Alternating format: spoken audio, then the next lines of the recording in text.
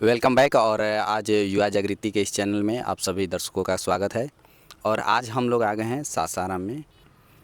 आज हम एक सैनिक से मिलने जा रहे हैं और उनकी ज़िंदगी में क्या चलता है और ये लोग कैसे अपना ज़िंदगी व्यतीत करते हैं, उन्हीं के ज़िंदगी से कुछ सीखेंगे और कुछ जानेंगे। सबसे पहले सर अपना परिचय बताइए। मेरा नाम मंजीत कुमार, शांति नगर नेकरा। अभी फ़िलहाल मैं भारत तिब्बत सीमा पुलिस बल में सिक्किम गंगटोक में कार्यरत हूँ। जब आप पढ़ाई करते थे तो आपके मन में ख्याल आया था कि हमको जॉब करना है, सैनिक में जाना है? हाँ, इस तरह का हमारे पास पड़ोस में मतलब सेना में लोग थे, तो हम लोग जब बचपन में देखते थे उन लोग को कि वर्दी में कभी आ जाते थे, और या तो फिर टेलीविज़न पर जब हम लोग देखते थे कि इस तरह से बॉर्डर में हरकत होती है या वर्दी में हम लोग देखते थे, तो अपने आप को मतलब कि बहुत गौरवान्वित महसूस करते थे कि हम लोग भी एक दिन मतलब कि सोल्जर बन करके देश की सेवा करेंगे, या मतलब वर्दी के प्रति हमारे पहले से ही इस तरह का भावना थी। अच्छा, मतलब स्टार्टिंग से ही आपका सोच था कि हमको कहीं न कहीं आगे चल करके पढ़ाई करना है और देश की सेवा करना है। हाँ, समाज का जो सेवा है या देश का सेवा है और भी नौकरी से कर सकते हैं, लेकिन इसमें ख़ास वजह क्या है? इसमें खास वजह हमारी बचपन से ही मतलब को रही कि बॉर्डर पर रह करके मतलब को वर्दी से ज़्यादा मतलब हम लोग को लगाव रहा कि इस तरह से जा करके एक मतलब कि सोल्जर की तरह, और क्या बोलते हैं कि बॉर्डर पर सेवा करेंगे, देश को रक्षा करेंगे। अच्छा, ये बताइए कि जब आपका सिलेक्शन हुआ आईटीबीपी में और जब आप नौकरी के लिए चले, तो आपके घर में जो आपके पेरेंट्स हैं, जो मम्मी पापा थे, तो उनका क्या प्रतिक्रिया था इस जॉब के प्रति कि इसमें जाना चाहिए? ना, बिल्कुल उनका सहयोग रहा इसके प्रति। वो लोग एग्री थे, मतलब कि बिल्कुल इसके लिए कोई मतलब कि मनाही नहीं किए कि सेना में नहीं जाना चाहिए। मतलब कि बढ़ चढ़ के हमारे मतलब कि सहयोग भी किए, बोले कि नहीं ठीक है, देश सेवा के लिए कोई दिक्कत नहीं है, देश सेवा के लिए सहयोग भी किए उन्होंने, कोई दिक्कत नहीं। पिताजी आपके क्या करते हैं? पिताजी फार्मर हैं।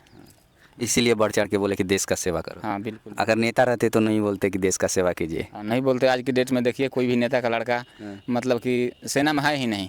नेता का लड़का 99% ही नेता ही है, पॉलिटिक्स में जुड़ा हुआ है। ऐसे हमारे देश में एक मिथ बना हुआ है कि जो पिताजी करेंगे वही तो लड़का करेगा। हाँ, ये तो है। ऐसा जरूरी तो नहीं है ना? ना, ज़रूरी नहीं है, लेकिन अधिकतर देखा गया है कि जो मतलब डॉक्टर है उनके बच्चे 99% मतलब कि मेडिकल लाइन में जाता है।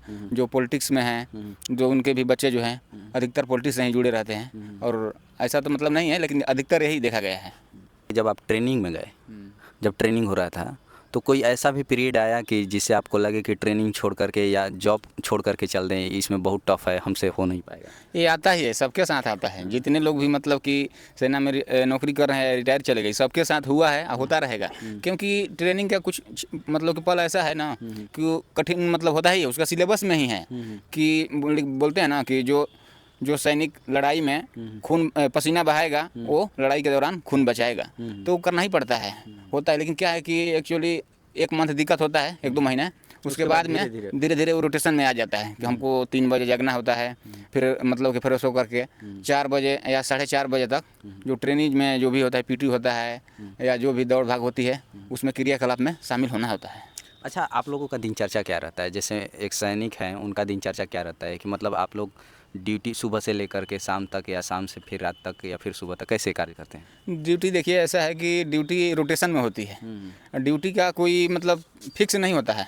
अभी जैसे ड्यूटी में है, अगर आपात स्थिति में कहीं कुछ इमरजेंसी क्रैश मैसेज आ गया या कहीं इलेक्शन के ऑर्डर आ गया या कहीं, तो तुरंत पार्टी जो है मूव कर जाती है। सेना में क्या होता है, सबसे बड़ा चीज़ डिसिप्लिन है, अनुशासन। बहुत जरूरी है। तो घरों में क्या होता है कि लोग 5 परिवार को नहीं संभाल पाते हैं, लेकिन वहाँ क्या है कि जो हमारे कमांडिंग अधिकारी होता है पूरे 1300 स्ट्रेंथ को काबू रखता है, क्योंकि ऑर्डर अगर नहीं मतलब कि पालन करेगा तो संभव नहीं हो सकता है। इसलिए वहाँ क्या है कि अनुशासन की काफ़ी ख्याल रखी जाती है, तो ये चीज़ है।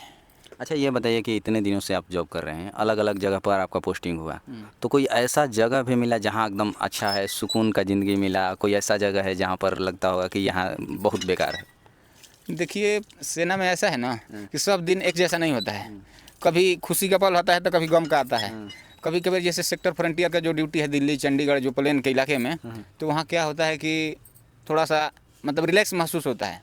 बाकी जैसे छत्तीसगढ़ जैसे इलाके में है, वहाँ मतलब कि खुद को रिलैक्स अच्छा नहीं लगेगा, क्योंकि ऐसा अलर्टनेस रहना पड़ेगा खुद को, मतलब कि अंदर में रहेगा ना, कब क्या ना हो जाए, तो इसके लिए वहाँ मतलब ऑलरेडी आप अलर्ट रहना पड़ता है। आप लोगों को भी लगता है कि अगर यहाँ अलर्ट नहीं रह गया तो हाँ, हमारे लिए भी और देश के लिए भी बिल्कुल खतरा बिल्कुल है, बिल्कुल। तो वहाँ कमांडर, रहना ही हाँ, पड़ेगा। वहाँ कमांडर की बताने की ज़रूरत ही नहीं पड़ती है।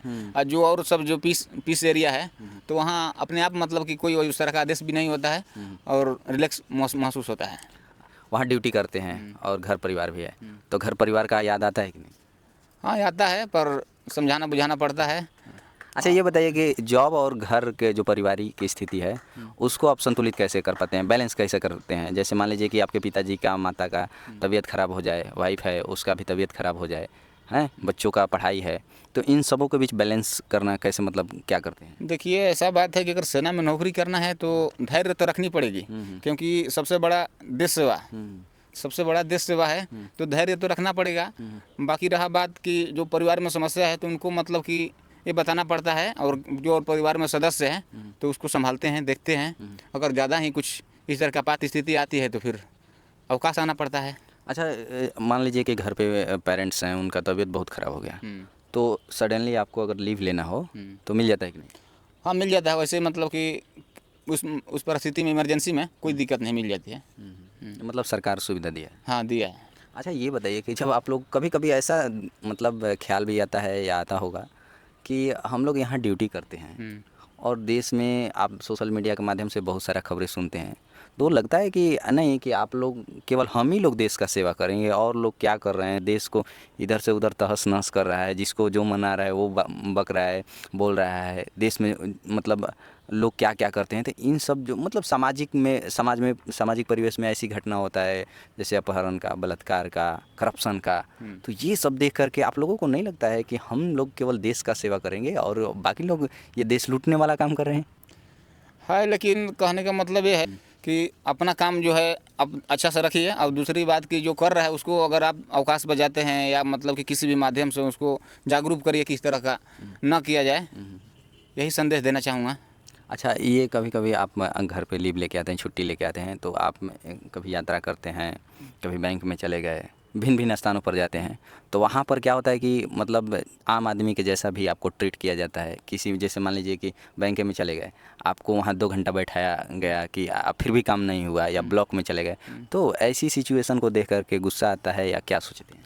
नहीं ऐसा है, देखिए कुछ तो हमारे जो पर्सनालिटी से, बाल कटिंग वगैरह से लोग समझ जाते हैं कि हो सकता है कि सेना में अभी कार्यरत है, या अगर हम यूनिफॉर्म में रहते हैं तो वहाँ पर हमें मतलब कि काफ़ी मतलब सहूलियत मिलती है किसी भी काम को, और लोग रिस्पेक्ट भी देते हैं।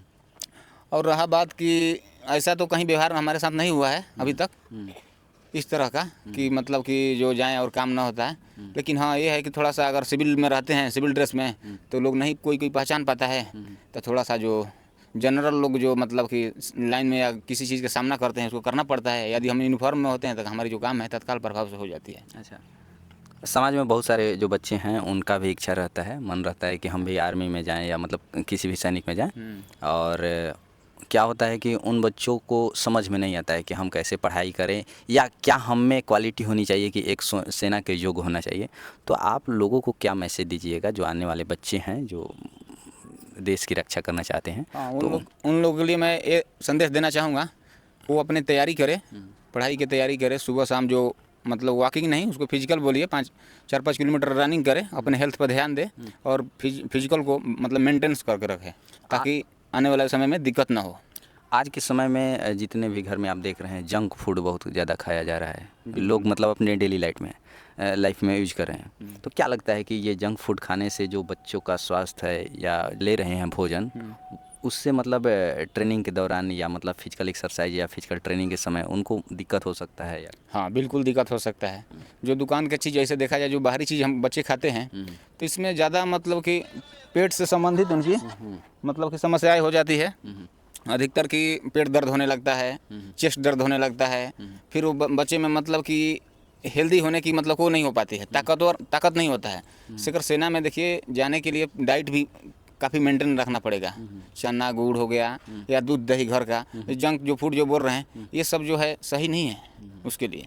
तो आज के जो भी युवा वर्ग के लोग हैं उनको सर मैसेज दे रहे हैं कि जंक फूड पर ज़्यादा ध्यान ना दें, जो पौष्टिक वाले चीज़ हैं, जो घरेलू सामान है उस पर ज़्यादा विशेष कर ध्यान दिया जाए।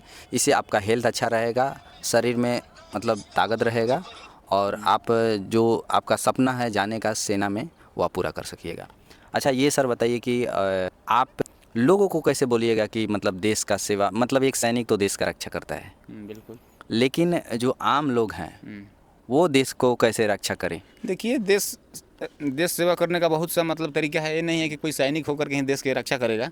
जो सिविल में है, मतलब सिविल वातावरण में भी जो लोग हैं समाज में, वो भी समाज में रह करके भी सेवा करता है। बहुत से तरीके हैं, जैसे जैसे स्वच्छ अभियान हो गया कि स्वच्छता पर ध्यान दे, जो गरीब बच्चे हैं दलित वर्ग का, उनको शिक्षा दे, लोगों जो सड़क के किनारे जो भी अगर कोई कूड़ा करकट कर रहा है इस तरह पर ध्यान दे, तो भी एक देश सेवा है।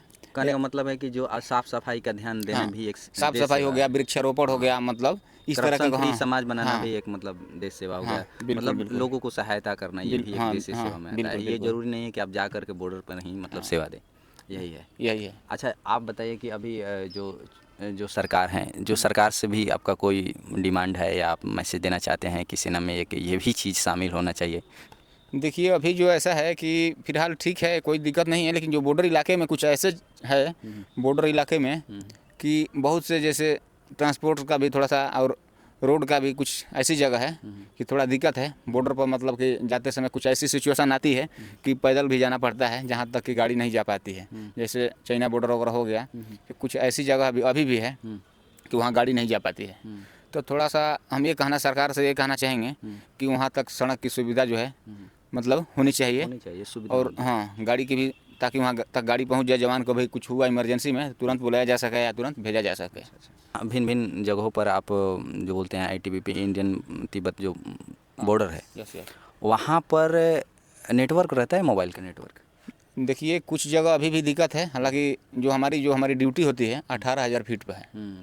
18,000 फीट पर इंडिया टू चाइना जो मैकमोहन रेखा है, वैसी जगह पर हमारी जो है मतलब कि पोस्ट होती है। वहाँ 100-150 का स्ट्रेंथ रहती है। तो कुछ ऐसी जगह है कि जहाँ की नेटवर्क अभी नहीं है, लेकिन आज के टाइम में है कि वाईफाई कनेक्ट करके लोग वहाँ भी अपने घर परिवार में बात करते हैं। आज एक से एक मतलब तकनीक जो हमारे डिफेंस सिस्टम में उपलब्ध है, तो आप लोग उस जो टेक्निक है, तकनीकी जो मतलब डिफेंस सिस्टम में जो भी मतलब सरकार द्वारा प्रोवाइड किया गया, उसका भरपूर लाभ लेते हैं आप लोग के नहीं? हाँ, बिल्कुल लेते हैं, लाभ उसका लेते हैं। लाभ लेना भी चाहिए, मतलब वो आप ही लोगों के लिए बनाया गया है। हम वैसे सवाल नहीं पूछेंगे जो देश के लिए खतरा हो और आप लोगों के लिए भी खतरा हो।